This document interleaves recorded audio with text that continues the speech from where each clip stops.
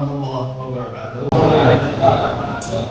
Pak Abdi yang mewakili Pak Edis, teman-teman dari WWF, Gubernur dan lain sebagainya, serta Pak Suratman, Ketua IOP, Pak Tanjung, Pak Suryadi, dan sahabat saya Pak Nafian Faiz. Apa kabar semua? Baik. Alhamdulillah. Terima kasih. Saya selalu bangga kalau mendengar di Pasena, dan percaya atau tidak, selama saya di KKP pun insya Allah di Pasena selalu dalam pembicaraan dan penuh harapan, karena di Pasena ini adalah tambak pertama di dunia yang seluas ini dan sebanyak ini, dan merupakan sebuah kegiatan inti dari Pasma. Dalam masa surutnya tetap kita optimis dan tetap kita dari pemerintah sekalipun berusaha agar ini bangkit kembali, dan insya Allah ada caranya untuk bangkit. Semuanya kalau kita kompak, kalau semuanya punya satu visi. Kemarin dengan diskusi, bisa nggak visi masing-masing itu bukan visi pedagang? Apa bedanya pedagang bakso keliling itu pedagang dengan pabrik Indomie menjual Supermie yang itu industri namanya, karena selalu tersedia, selalu rasanya sama, berapapun kita pesan bisa ditingkatkan. Kalau bakso keliling hari ini laku 10 mangkok, besok habis 50 mangkok, lusa hanya 10 mangkok lagi. Itu sebuah ketidakpastian. Bagaimana kita supaya menjadi industri? Nanti akan kita uraikan bagaimana caranya. Saya dari FUI. FUI ini adalah Forum Pemuda Indonesia yang tugasnya memang bagaimana mengangkat masyarakat pesisir agar kembali berjaya dari segi udang. Siapa sasaran kami? Sebenarnya bukan bapak-bapak semua. Kami adalah sasarannya adalah petambak tradisional. Bapak adalah petambak intensif dan semi-intensif, tapi kita lihat banyak persamaannya. Kami juga ditunjang oleh UNIDO, kemudian jelas adalah mitra kami adalah WWF. Target kami ini Pak, hanya 2 ton per hektar per tahun.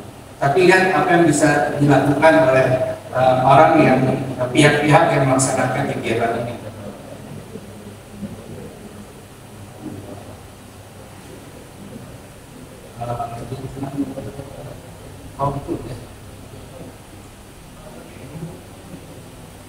Next. Oke, siapa FUI itu? Biasa kami terdiri dari banyak pihak. Next.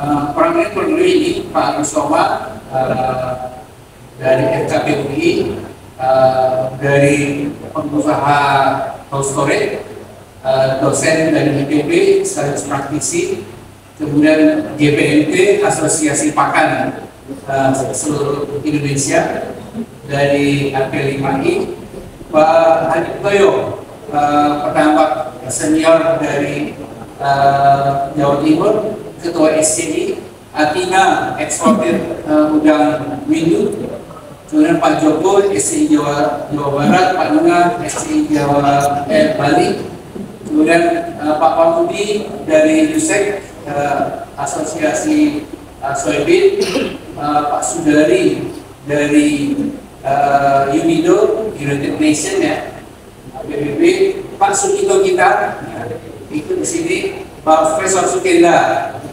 seniornya Bu Febi dan juniornya saya, profesornya beliau Erai. Next, kiprahnya kurang lebih bagaimana menghasilkan tambak yang berhasil, terus kerjanya melaksanakan berbagai macam, salah satunya SOP. Kemudian ini adalah kegiatan-kegiatan yang akan kita laksanakan dan sudah kita laksanakan. Salah satunya adalah cara membuat IPAL di tambak, dan itu sudah kita terbitkan sejak lama. Kemudian Ini program yang kita laksanakan banyak Pak. Ada sekitar 16 kegiatan yang bisa kita kerjakan dari FMB ini. Alhamdulillah kita bekerjasama dengan banyak pihak untuk melaksanakan 16 kegiatan ini. Nah, kegiatan ini kurang lebih sudah kita canangkan bersama 21 stakeholder dari seluruh Indonesia. Beberapa bahkan juga kompetitor di sini, ada Pak Jerry, ada Pak Nono sebelah di belakang itu, dan beberapa teman yang lain. Dari Kemenko Marves juga ada, dari Bappenas juga ada, sudah luar biasa. Nah, yang unik adalah KKP yang tidak ada di sini, nggak hadir.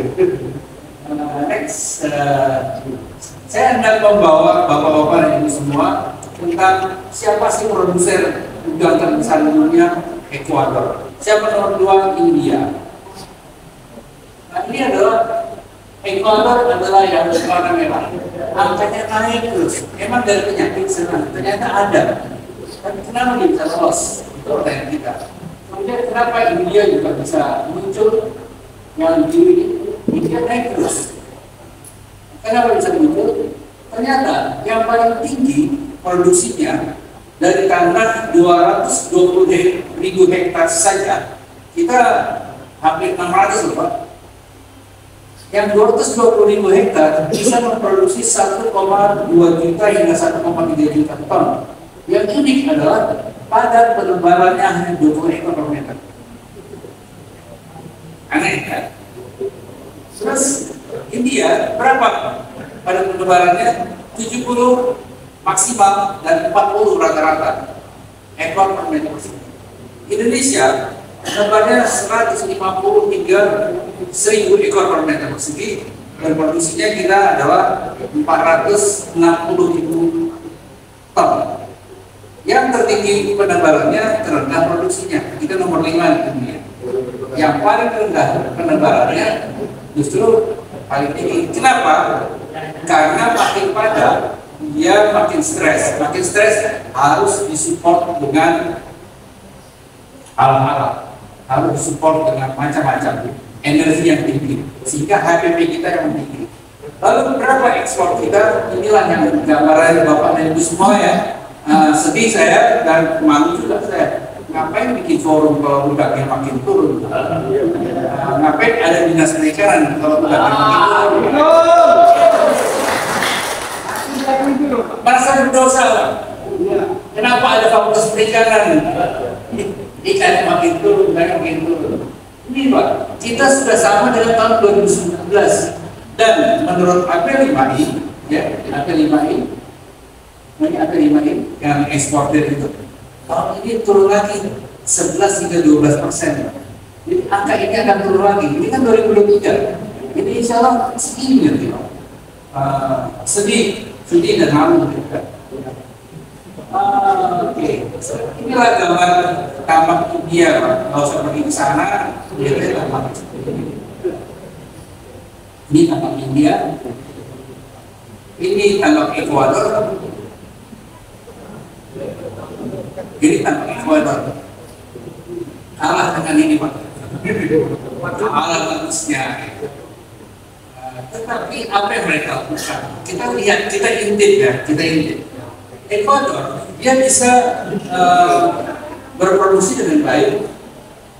Pertama karena dia memulai dengan induk yang tahan penyakit, bukan yang fast growth, sehingga angkanya naik terus Pak. Artinya ada penyakit A, B, C. Coba tanya, apakah ada penyakit tauran? Sangat duluan. Apakah ada white spot? Sangat banyak. Apakah ada apen? Banyak di sana. Tapi udangnya survive karena memang udang yang kebal penyakit. Kemudian baru di tahun 2000 berapa ya? Mereka mulai mencoba yang kebal-kebal penyakit itu dipilih yang fast growth, yang pertumbuhannya besar. Sehingga sekarang mereka punya fast growth dan punya yang kebal penyakit. Kalau kita mencari yang fast growth duluan, susah mencari kebal penyakitnya. Jadi gambaran yang mereka. Lalu yang lainnya sama dengan kita, tidak pakai antibiotik sama. Mereka juga menggunakan automatic feeder sekarang ini supaya hemat pembelian pakannya. Cuma auto feeder mereka sekarang menggunakan akustik. Jadi kalau udah internet lapar, baru disemprot. Kalau enggak ya diam aja. Sehingga inilah kemajuan mereka. Kemudian mereka sudah menggunakan topolan sejak 2017. Topolannya topolan 1 bulan, bukan topolan 4 hari atau 14 hari atau 21 hari. Mereka gunakan topolan 1 bulan. Kemudian menggunakan AI itu sudah wajar karena inilah yang akan diperkenalkan oleh teman-teman kompetitor. Terus pertanyaan kita, udang yang diproduksi oleh India, Ekuador, dan Indonesia kemana larinya? Ke Eropa sekitar 380.000 ton, ke Amerika banyak 520.000 ton, ke Jepang sekitar 220.000 ton, ke China 3,8 juta ton. Jadi konsumen terbesar udang dunia adalah China. Nah, apesnya Indonesia sulit menjual ke Cina karena Cina sangat tidak percaya pada kualitas keamanan, terutama antibiotik dan konotasi kalau udang yang dalam esnya kelamaan tidak enak. Itu menurut mereka. Walaupun kita sudah buktikan bagus, mereka tetap tidak percaya. Sehingga angka ekspor kita ke Cina sangat rendah. Nah, kemudian sialnya juga orang Cina itu kalau membeli sesuatu di kopi, Pak. Di kopi dibikin sendiri. Maka mereka dulunya memelihara di daerah yang panas. Sekarang mereka di daerah utara yang dingin, bahkan di gurun pasir pun mereka pelihara. Ini saya kan kita bilang wah Cina bagus untuk dipasarkan, dia buat sendiri, Pak. Ini yang mereka buat kota-kota kecil-kecil dibuat seperti ini kayak di Kasena, terus diserahkan kepada masyarakat itu satu keluarga, dan mereka sudah bikin sekitar 300.000 buah seperti ini, 300.000 kolam begitu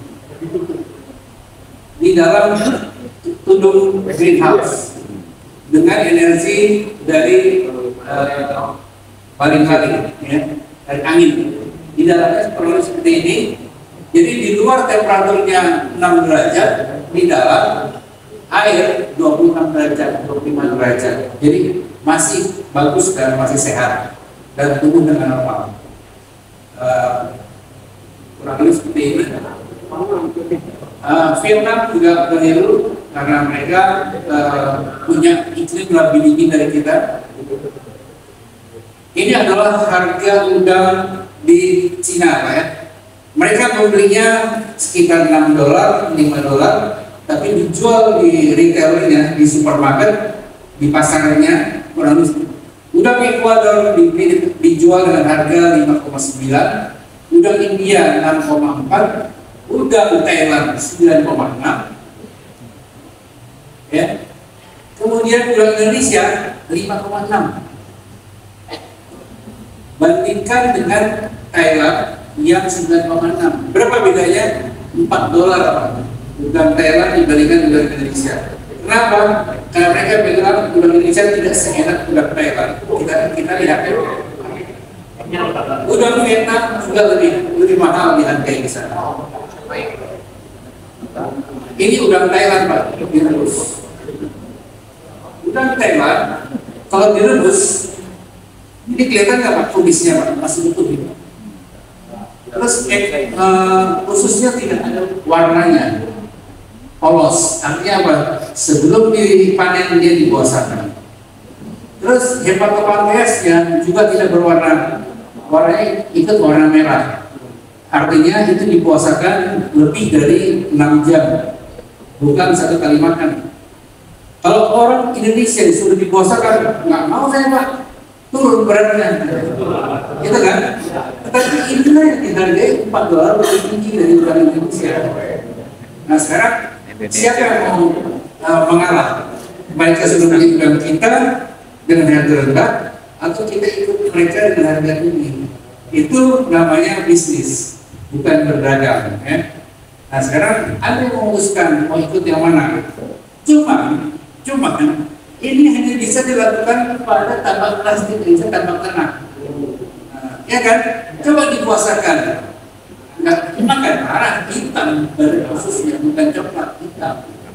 Nah, sehingga satu saat kelak Anda melapisi kembali dasarnya, Anda jual ini. Tapi sekarang kita adalah menyalip udangnya Ekuador, karena Ekuador juga bisa menghasilkan udang premium, karena tambang mereka juga tanah. India juga hanya setengah yang bisa ikut udang premium. Tetapi India ada bisa diri ya. India nggak bisa menjual udangnya premium karena dianggap oleh orang Cina udang India itu jorok, sering kontaminasi. Hampir setiap tahun ada penolakan karena kontaminasi bakteri dan macam-macam. Ini adalah udang Thailand yang saya kunjungi bulan Juli yang lalu di sana. Nah ini adalah yang mereka jual. Dan kenapa warnanya merah, Pak? Warnanya merah karena pakannya dikasih astaxanthin. Kenapa dikasih astaxanthin? Karena astaxanthin bagi orang Thailand adalah cara untuk mengatasi penyakit. Karena astaxanthin itu membuat udangnya fit. Tanpa dia sadari, udangnya jadi merah. Tanpa dia sadari, dibeli dengan harga biasa, harganya di Cina jadi mahal. Yang untuk pedagangnya, impornya Cina untung karena udang Thailand AJ-nya warnanya merah karena mengandung astaxanthin. Ini hal yang menarik. Terus, apakah kita menjual udang kecil atau udang besar? Ini harga udang kecil ya. Harga udang kecil yang harga ukuran 20 graman kurang lebih dijual di retail sana 11. Tapi udang yang besar yang harganya 40 hingga 50 gram harganya 4 kali lipat. Jadi kalau kita mau jual udang ke Cina, juallah yang besar-besar. Sementara Amerika membeli yang kecil dan besar. Kalau Eropa juga mencari yang udang yang ukuran yang besar. Jadi ukuran 2 kali lipat, harganya 4 kali lipat. Lalu apa masalah udang di Indonesia? Kalau udang intensif, ongkos produksinya 42.000. Terus mereka juga selalu kena masalah. Kalau kena masalah penyakit, maka HPP kita 58.000. Sehingga kalau harga jualnya 60.000 sangat tidak menarik. Makanya sekarang semua petambak yang dia yakin dia bisa lolos dari penyakit, dia minyak rem. Hanya setengah tambaknya dioperasikan. Ini menjadikan dalam Indonesia kita rata-rata juga tinggi gara-gara ada kematian. Jadi nggak boleh mati harusnya. Nah, kemudian IPAL yang dilakukan rata-rata oleh petambak kita hanyalah sekedar penahan air, belum ada pengolahan yang baik. Akibatnya Karimun Jawa petambaknya ada 4 orang yang belum tentu bersalah dan tidak terbukti bersalah, sudah ditahan 7 bulan dan habis uang 5 miliar untuk mengurus masalah-masalah hukum di sana. Ini menjadikan, dan selalu kita sekarang ini ada 2 momok yang mati kita, yaitu APEN dan EHP. Selain IMNP dan ekspor yang sekali-sekali muncul. Dan jarang dari petambak intensif di Indonesia yang menggunakan topolan, kecuali hanya 5 atau 10 petambak. Beda dengan petambak India Pasena yang ternyata sudah lebih banyak menggunakan pentopolan atau penggelondongan. Sebaiknya memang kita naik kelas, Pak ya. Kalau kita lihat bahwa petambak tradisional Indonesia rata-rata panennya 200 kg per hektar setahun, Pak. SN-nya juga rendah sekali. Saya survei di Pantura dan juga di Sulawesi, rendah sekali. Dan kalau menggunakan topolan singkat, topolan 7 hari atau gelondongan 7 hari. Apa yang terjadi dengan tambak tanah? Tahun pertama oke, Pak, lancar semuanya. Tahun kedua mulai ada penumpukan bahan organik di tanah. Lebih-lebih jarang sekarang ada orang yang mau membalik anaknya. Nah di tahun ketiga sudah kuburan karena H2S-nya selalu muncul ke air. Kenapa H2S muncul nanti akan kita jelaskan di slide berikutnya. Nah itulah yang terjadi. Kita tidak mengeringkan tanah.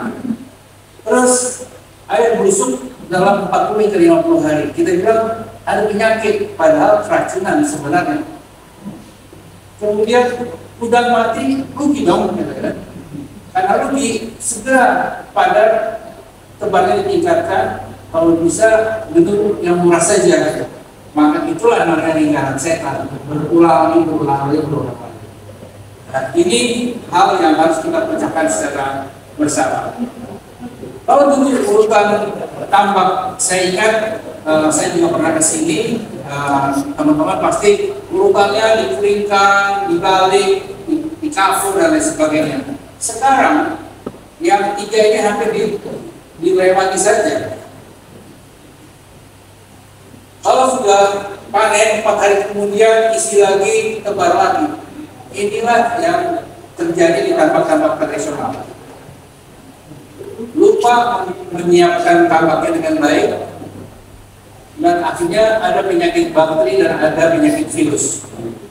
Apen, bapak-bapak semua udah tahu, asal hepatopankreasnya coklat tidak ada ususnya, kuning tidak ada ususnya, kena apen. Kalau dia warnanya tua, insya Allah dia adalah udang yang sehat. Semua sudah tahu. Dan EHP adalah yang sekarang melanda hampir semua tambak intensif di Indonesia. EHP ini membuat berbagai belantik dari kecil sampai besar. Tetapi yang besar kenapa bisa besar? Ini yang sekarang sedang diselidiki. Bagaimana supaya udang semuanya toleran terhadap EHP. EHP itu sejenis parasit ya, bukan penyakit bakteri dan bukan penyakit virus. Ternyata kita buktikan asal pakai tokolan, semua masalah lewat, dilompati,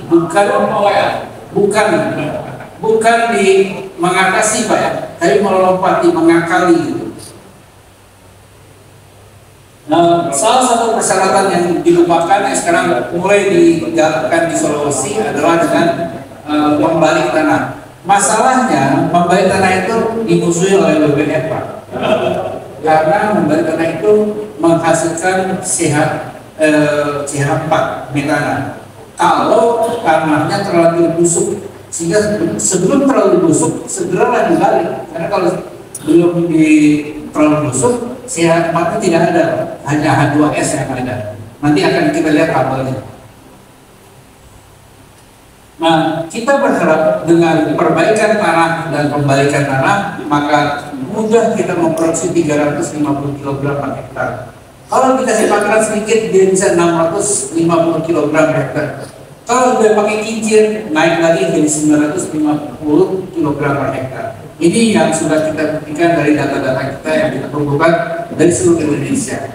Nah, sehingga akhirnya kalau kita menggunakan tokolan, juga meningkat angka produksinya. Ini nanti bisa dikopi dari panitia ya, dari P3W. Sebenarnya apa Pak?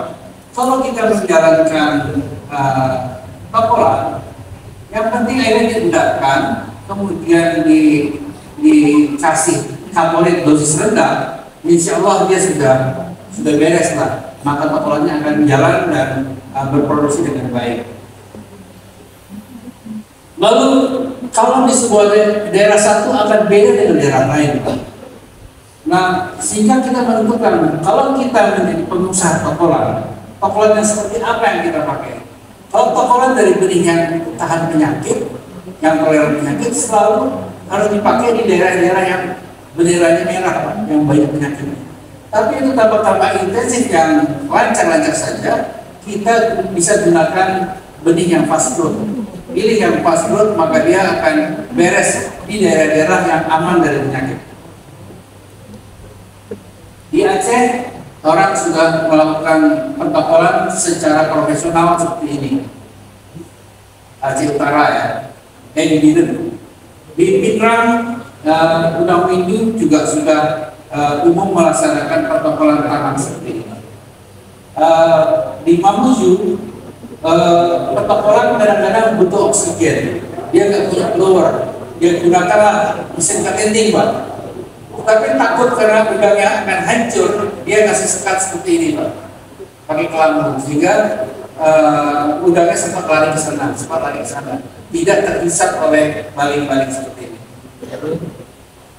Ini adalah Pak Sugeng di Mamuju yang melaksanakan protokolan setiap hari dia melaksanakan protokolan.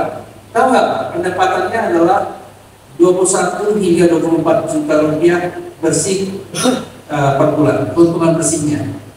Ini setiap bulan dia dapat keuntungan dari bisnis protokolan. Sehingga maksud kami adalah, bisa nggak bapak-bapak melaksanakan bisnis protokolan bukan sebagai persyaratan memelihara saja, gitu ya. Ini yang kami tawarkan kepada bapak-bapak semua. Karena sebulan dapat duit. Kalau dia memiliki beberapa petak protokolan, maka setiap minggu dia dapat duit. Ini adalah protokolan yang sudah berumur 20 hari dari masuk. Belum 1 bulan saya. Ini adalah protokolan yang dilaksanakan oleh Kadipropam di Lampung juga. Pada saat mereka akan panen, mereka menjaring tokolannya. Setelah itu disaring dengan saringan dan diangkut ke daratan. Ini tokolannya bisa Bapak lihat ya, sudah besar-besar. Kami mentargetkan tokolan itu 0,8 gram dalam waktu 30 hari. Berapa yang mereka capai? 1,2 gram. Besar-besar, Pak.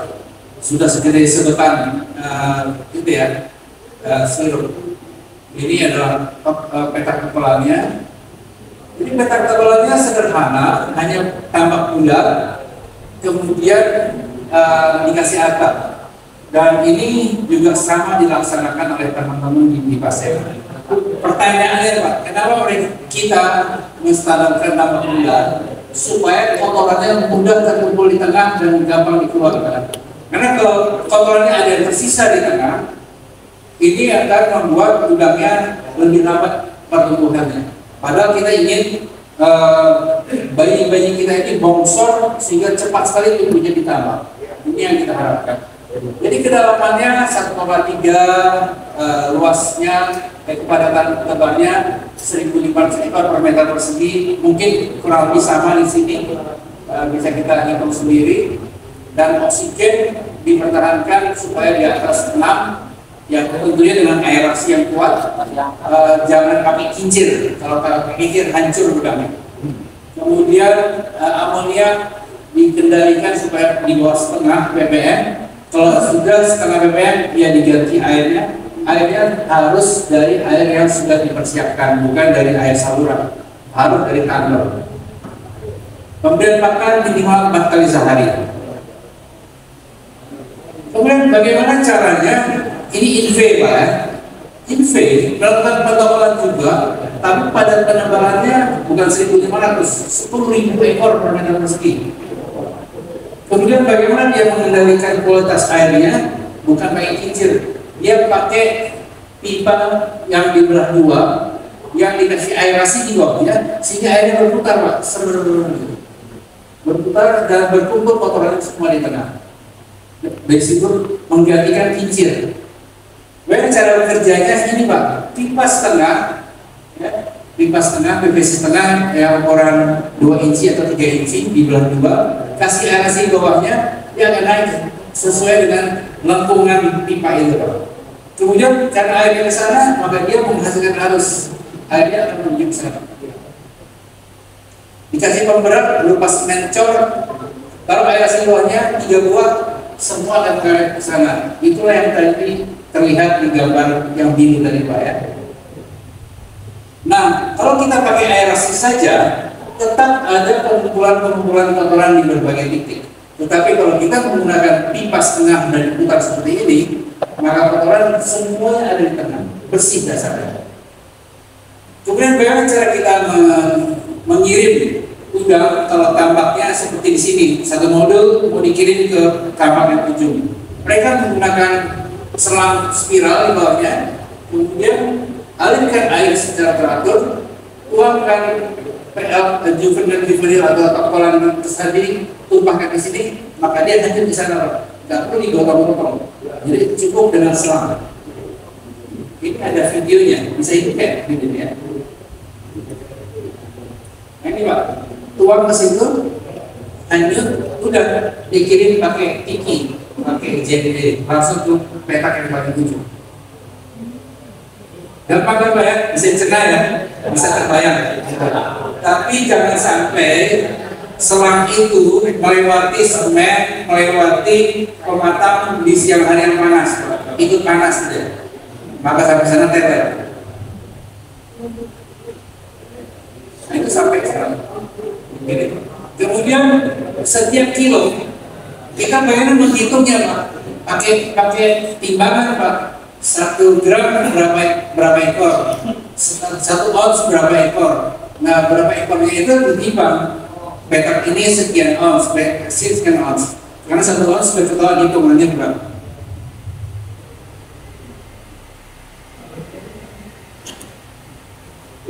Nah, di ujung ya CPP 5 mereka nanti akan saya lihatkan kenapa saya harus sampaikan data ini.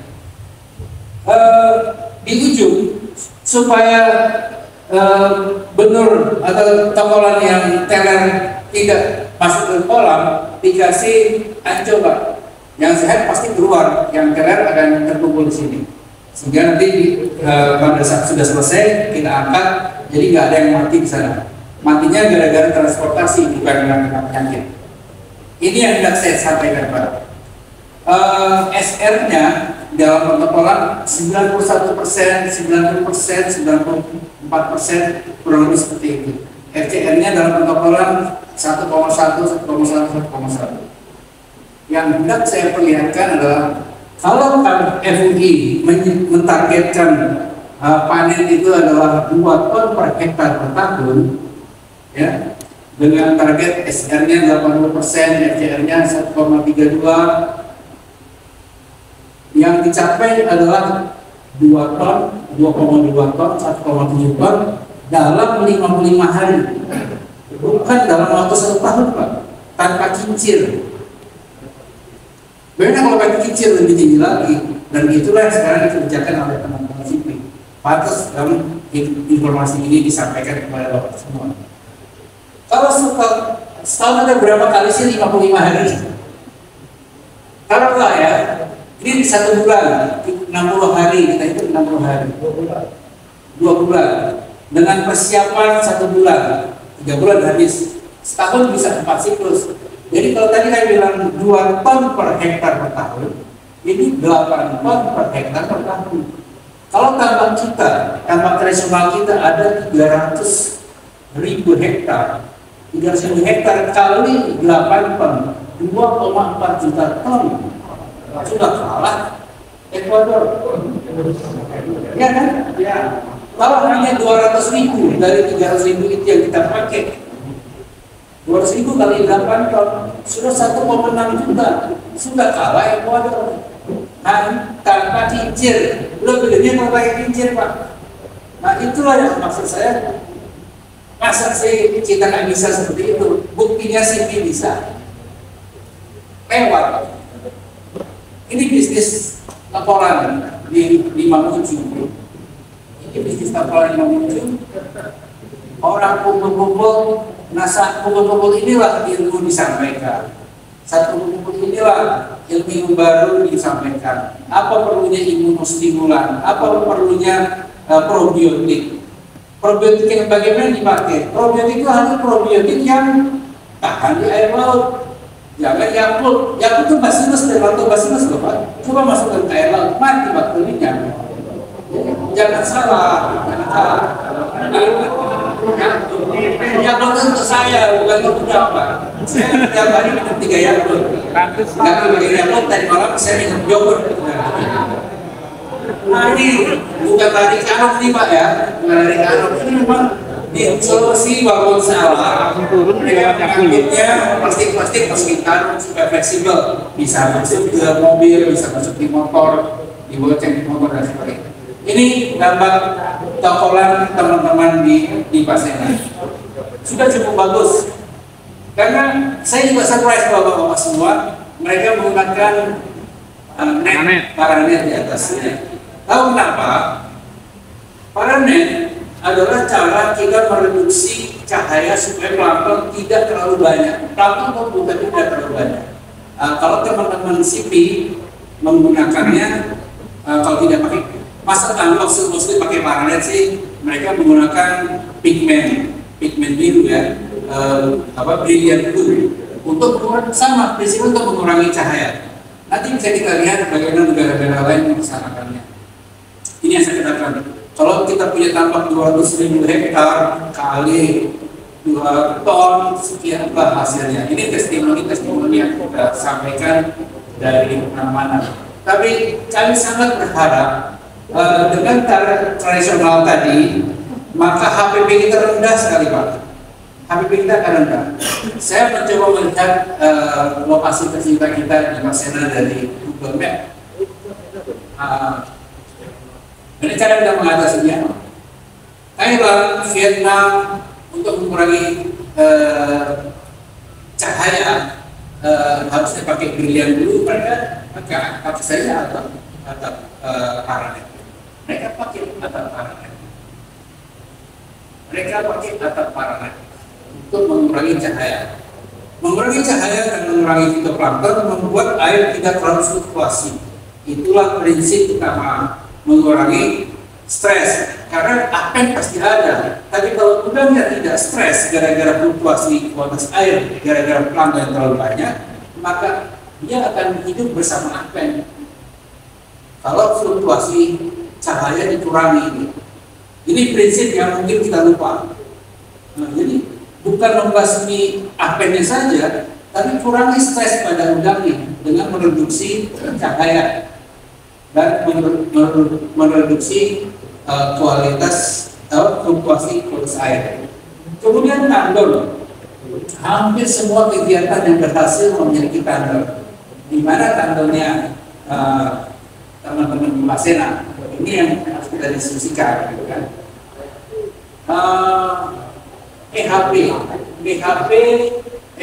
Imunitas, maksud saya imunitas. Kalau kita memberikan probiotik, dia mengendalikan bakteri di dalam air. Tapi percayalah Pak, probiotik itu juga menimbulkan ada bakteri di tubuh saya, keluarkan kekebalan. Maka udang juga akan kebal gara-gara ada probiotik di air dan ada probiotik di dalam usus. Inilah yang membuat dia toleran terhadap patogen. Ada penyakit di luar, maka dia kebal. Yang perlu saya sampaikan ke bapak-bapak semua apa? Prestasi CP tadi, ya, yang bisa 2 ton, 2,2 ton per hektar, itu dalam kondisi positif white spot, positif apen, tapi selamat udangnya. Artinya apa? Udangnya yang gembira, senang, bahagia, seperti saya. Seperti pada masa amin. Saya harap bapak semua juga bahagia. Amin. Nah, satu alat dokter kemana-mana selalu bawa stetoskop ya. Itu untuk menilai orang itu sakit atau tidak. Dia juga selalu bawa termometer untuk mengetahui apakah seseorang sakit atau sehat. Kalau bapak-bapak ini jadi dokter, belilah alat yang namanya ORP meter. ORP meter. Harganya 300.000. Nggak perlu setiap orang punya satu blok, mungkin punya 2 karena satu modul punya 2 ya. Oke. Dengan ORP meter kita bisa mengetahui kalau ORP-nya positif, oke semuanya, positif oke semuanya. Begitu dia negatif, masalah. Amonia terbentuk, kemudian kalau minusnya 200, inilah metan terbentuk. Metan yang menghasil yang sama dengan sapi kentut Pak. Sapi kalau kentut lebih berbahaya daripada CO2. Dia yang bikin dunia panas ini lebih banyak CH4 daripada CO2 sebenarnya. Nah, ini disebabkan oleh fermentasi. Sehingga jangan sampai dasar tambak Bapak dan air Bapak minus 200. Minus 200 ini hanya ada di IPAL sebenarnya, tidak pernah terjadi tambak. Tapi tambak-tambak yang gagal, yang fitoplankton terlalu banyak, fitoplanktonnya mati, itu pasti minus 200 atau minus 100. Sehingga Bapak sering-seringlah mengukur air Bapak apakah dia minus atau positif. Itulah Bapak menjadi dokter di tambaknya sendiri. Ini adalah tambak kita, ada air masuk, ada air keluar, bisa boleh berbeda. Ini adalah tambak Bapak, air masuk dan air pembuangan yang berbeda. Bisa nggak Bapak-Bapak seperti di Vietnam? Ada yang pernah ke Vietnam kan? Mas Ali ya? Ya. Iya. Karena Vietnam juga. Jadi di Vietnam itu saya juga akan ke Vietnam juga lagi gitu ya nanti. Mereka melaksanakan pengendapan. Mereka melaksanakan pengendapan. Sedapat mungkin pengendapan. Kenapa? Airnya coklat, air nggak ada air biru bening seperti di kita. Mereka air jauh lebih coklat. Itu di sana, di sini yang hitam, gitu kan?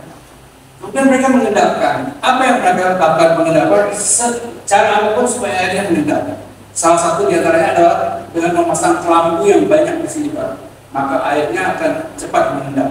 Setelah mengendap pun, mereka ngasih PK, ahli permanganan, untuk mengoksidasi semua bahan organik yang ada dan mengoksidasi semua TSS yang ada, sehingga mengendap lagi di sini, Pak. Sekaligus penyakitnya juga mengendap, sehingga akhirnya airnya jernih. Air jernih itulah yang sesekali dikaporit dengan kaporit dosis rendah 10 ppm. Inilah yang harusnya juga diciptakan dalam satu modul. Kalau kita kompak, kalau kita berpikirnya industri, bisnis, bukan perdagangan, bisa seperti itu. Kalau tidak bisa memang kita gini-gini saja, harusnya bisa. Nah, dari air yang bersih inilah kita akan mengalirkan air melalui selang lipat. Jangan lipat dulu, pipa mahal. Kan ada selang lipat yang dari terpal itu. Itu selang lipat, selang gulung ya. Hidupkan pompa, alirkan ke peta-peta yang lewat dari pengendapan dan oksidasi ini. Sehingga airnya semuanya bersih. Mau Bapak piaranya sedikit silakan karena belum punya uang banyak. Tapi jangan piara benur, piaralah topolan. Topolan 1,5 bulan panen jual selesai. Berikutnya topolan 2 bulan jual selesai. Berikutnya topolan lagi 3 bulan jual, ada sudah lebih besar. Jadi itu bertahap. Nggak bisa kita bertarget aku harus panen langsung sekian ton. Yang penting bereskan dulu airnya dan sistemnya. Setelah itu marilah kita meningkatkan naik kelas. Lama-lama Bapak mulai lagi memflor dasarnya dengan HDPE. Insya Allah dalam waktu 3 tahun yang akan datang, sehingga kualitas Bapak sudah kualitas premium gitu. Ini yang diperlukan. Harus ada kekompakan satu blok, satu modul. Dan kalau kita menggunakan pengendapan dan juga melakukan pengendapan dengan PK, maka semua EHP ini juga akan tereduksi. Mungkin dia tidak mati, tapi dia akan terpikat di sini. Ini yang kita sangat harapkan.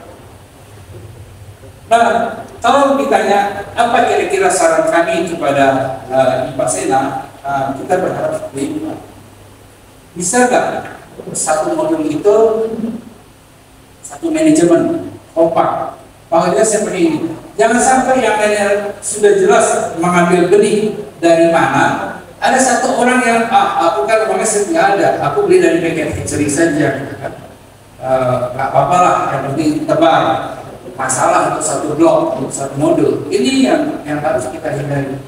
Kalau kita belum bisa meyakinkan, ya harus meyakinkan yang bersangkutan. Kalau perlu diskusikan melalui Zoom dengan Profesor Sukendar, seorang profesor yang akan meluruskan pemikiran-pemikiran kita. Terus secara umum ini memang harus dimiliki oleh kita semua. Kemudian Bisa nggak yang nggak sanggup pun dibayarkan dulu, itu berhutang nantinya. Kalau mau ya.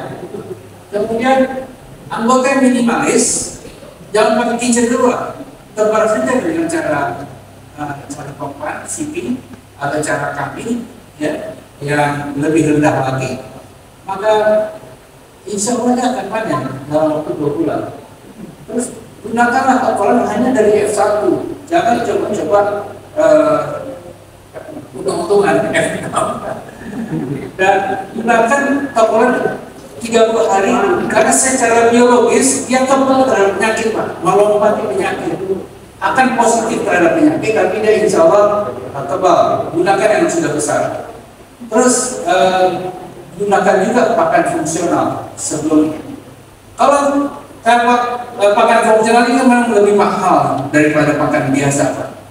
Pakan fungsional ini memang pakan yang mengandung imunostimulan di dalam tubuh, dalam pakannya. Sebelum udang yang ditebar di dalam tokolan, berikan dia pakan fungsional yang sedikit lebih mahal itu. Daripada Bapak kasih pakan fungsional di dalam tambak, nggak cukup uang Bapak. Tapi kalau di dalam tokolan, maka bereslah dia. Terus pada saat persiapan tanah dasar Bapak yang sekarang ini kami yakin redoxnya sudah minus 200 ya. Bagaimana Pak menggunakan, mempositifkan nilainya? Beri dia rodobakter yang warna merah itu. Maka rodobakter tersebut akan merubah yang negatifnya min 200 menjadi min 100. Yang min 100 bisa jadi 0, insya Allah. Kalau nggak sempat, tapi Bapak punya duit, pakai hidrogen peroksida. Bakar itu dasar tambaknya dengan hidrogen peroksida, datar di tangan, tapi dia semuanya harus jadi positif, Pak. Aman untuk satu siklus. Terus bisa nggak Bapak mempertahankan alkalinitas 200 supaya pH stabil, Pak? Fitoplankton yang tidak terlalu tumbuh, pH tidak stabil dengan, sehingga pengapuran yang rutin ini akan membuat alkalinitas 120. Ini juga membuat udang nyaman, tidak kanibal dan tidak stres. Kemudian kalau ditanya apa kunci kita bersama, sekali lagi saya ulangi, kerjasama stakeholder dan kompak. Kemudian mulailah dengan kepadatan yang rendah. Kemudian tokolan dengan probiotik yang seperti saya katakan tadi. Terus merubah jiwa berdagang, ya. Pokoknya murah belanjanya, mahal jualnya. Bisa nggak mindset industri seperti Supermi, SOP bisa diulang, hasilnya sama. Kemudian hasilnya banyak. Dalam satu kawasan, kalau Bapak akan membuat sebuah perubahan, Pak, saya mau udangnya udang premium, silahkan. Tapi bisa nggak mencapai 21 ton? Karena satu kontainer itu isinya 18 hingga 21 ton. Kalau kurang dari itu, sama dengan harga udang biasa, Pak. Nggak bisa, sehingga Bapak frustasi. Sudah ongkosnya mahal, jumlahnya dalam skala dagang sangat kurang jumlahnya. Nggak bisa Bapak berbasikkan. Bagaimana supaya udang Bapak laku? Ya harus satu modul. Nggak bisa sendirian Bapak menghasilkan udang premium. Itu harus satu modul udang premium. Hitung-hitung mencapai 21 ton nggak? Kalau nggak, dua modul yang harus melaksanakan SOP Bapak. Ini pemikiran yang disebut dengan pemikiran industri. Terus harus kontrak sejak awal. Siapa yang akan membeli udang tersebut? Kalau nggak ada, ya jangan produksi. Idealis nggak ada yang beli, Pak. Kemudian pembayaran awal bisa nggak kalau kontrak seperti ini dari dengan cost rate, Bapak dibayar 20 dan 30% itu untuk memulai lagi satu berikutnya.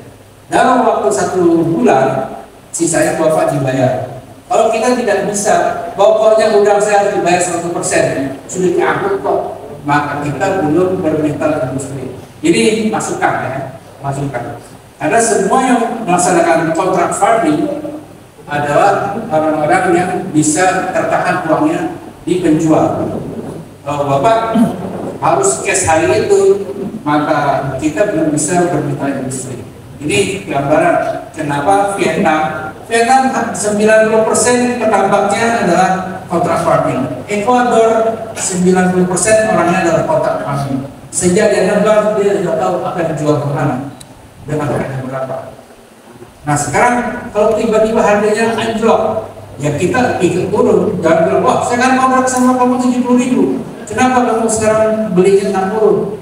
Kita kontraknya 70, ya Pak harganya turun ke 60, nggak bisa, harus 70. Bisa nggak dari 70 ke 60, Bapak menjualnya 65 gitu, jangan 70 lagi, 65 kepada belinya. Kurang lebih seperti itu. Tapi kalau di luar naik, penjualnya juga, ya Pak naik 2.000, saya beli ke Bapak naiknya 1.000 Pak. Mau dong seperti itu. Itu yang disebut dengan kontrak farming ya. Saya hanya untuk menunjukkan kepada Bapak, kita juga bisa pelihara dalam bak diameter 20 ya, dengan hasil yang juga tinggi. Ini diameternya 20, saya bisa panen 3 ton Pak. Diameter 20 panen 3 ton. Ini video betul Pak. Ini tampak diameter 20, kasih atap, ada kincir, ada blower, panennya 3 ton. Sampai sekarang panennya 3 ton. Tidak berhenti. Next. Ini Pak ya, gambarnya Pak. Diameter 20. Luasnya kurang lebih 300, kedalaman airnya 1,7, hasilnya 3 ton, 3 ton 100, nggak pernah di bawah 3 ton ya. Kemudian SL-nya 100% Pak. Apakah ada pengambilan kulit? Nggak ada Pak. Kulit dibiarkan dimakan lagi sama udang, karena udang butuh kulit, butuh kalsium, butuh badannya. Jadi kita tidak pernah buang kulit. Kemudian harus ada central drain dan kita buka kencing setiap hari, mungkin 3 hingga 5 kali kita buang supaya tidak ada sisa yang berbau busuk di dalam kolam. HPP-nya 38.000. Berapa biaya untuk membuat bank ini dengan cincinnya, dengan terpalnya, dan di luarnya ada seng gelombang? Kurang lebih 105 juta rupiah. Tapi ini dalam 2 siklus sudah kembali Pak. 2-3 untung terus. Kalau Bapak lihat ini udang Bapak, bukan air saya. Kalau melihat ini udang semuanya. Sehingga untuk memanennya tidak perlu jalan Pak, cukup diseser. Untuk ini ya, untuk panen parsial. Kita panen parsialnya 5 kali Pak. Ini udang semuanya Pak. Kasih makannya 24 kali dalam 1 hari. Pakai otomatis feeder. Sejam sekali.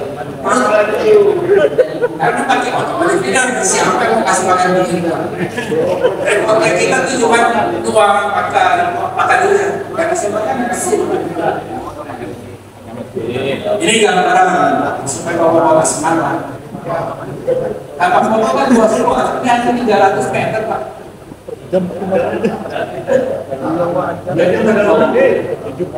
Jadi sesuatu yang bikin Bapak semangat. Inilah teknologi. Inilah teknologi. Nah, untuk membuat ini kan pergantian air 11%, 11 kali 12% per hari. Karena kita sering membuang kencing lumpur dari tengah ya, dengan keran kecil. Ada keran besar jarang-jarang kita pakai, tapi keran kecil itu makin rajin, makin pintar. Jadi kita nggak ada sibuk-sibuk meriksa ini meriksa itu, pokoknya buang sampai airnya jernih tutup lagi, buang kayak kita hitung 11% hingga 15%. Nah air ini harus dari tandon. Jadi 300 ini adalah kolamnya, harus ada tandon yang sudah jernih airnya, saja Pak.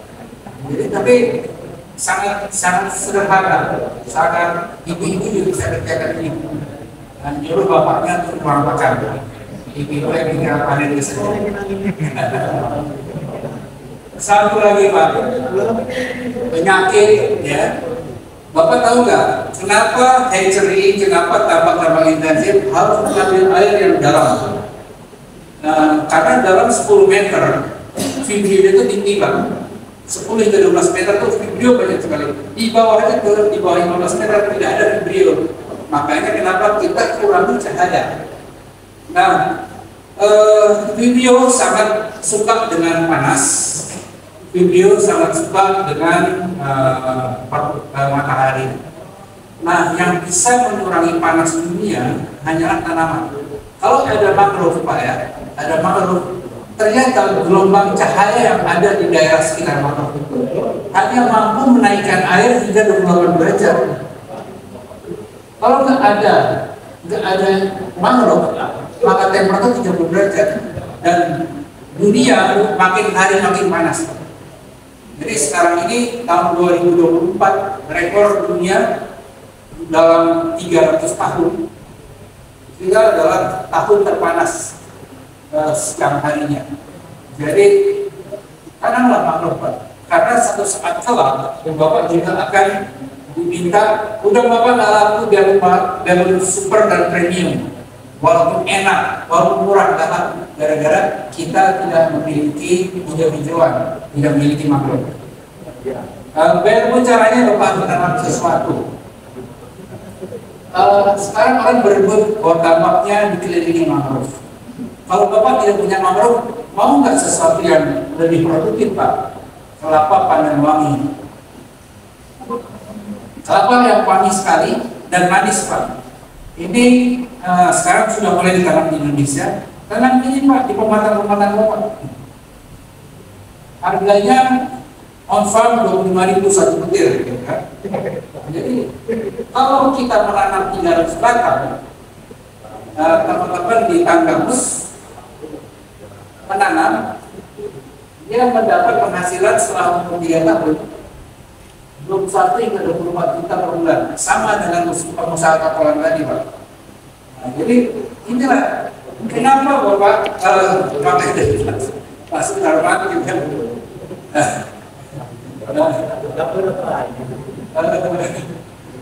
Kalau melihat Pak, ini tanahnya kosong, kenapa nggak kita tanami gitu ya?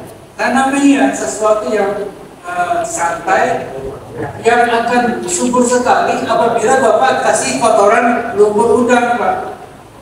Pak Riki di Medan menanam tanaman kelapa ini, dia memiliki tingkat break tertinggi dari seluruh tanaman kelapa yang ada di Medan, karena menggunakan kotoran dari tanah udang.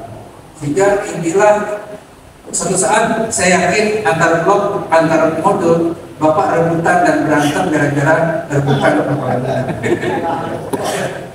Ini ya, ini sesuatu, dan Bapak sudah bertanggung jawab. Tambak saya tambak hijau, nggak ada mangrove tapi ada pohon kelapa. Sudah selesai Pak tanggung jawab Bapak. Pokoknya Bapak harus tanam tanaman bisa. Kurang lebih itu Bapak semua, semoga udang Bapak kembali 2 ton dalam 3 bulan per hektar, 8 ton per tahun, insya Allah. Kemudian 3 tahun lagi saya kesini mungkin susah ketemu Bapak karena Bapak sedang sibuk panen. Ya, terima kasih. Semoga inspirasi kita semakin kompak, semakin bermindset industri. Sekian dan terima kasih. Ini hatchery kami di Sulawesi Selatan. Waktu saya keluar dari KKP, saya kerja di sini. Hatchery ini adalah hatchery yang saya desain sejak saya bekerja di Aceh. Saya sudah mendesain hatchery ini, terus dibangun oleh pengusaha. Begitu saya keluar dari KKP, saya kerja di sini. Kalau hatchery Pak, hatchery di sini. Kenapa? Buat hatchery di sini kalau tidak. Boleh Pak, boleh Pak. Insya Allah. Apa yang tidak mungkin Pak ya? Insya Allah dengan keseluruhan. Sekian dan terima kasih. Assalamualaikum warahmatullahi wabarakatuh.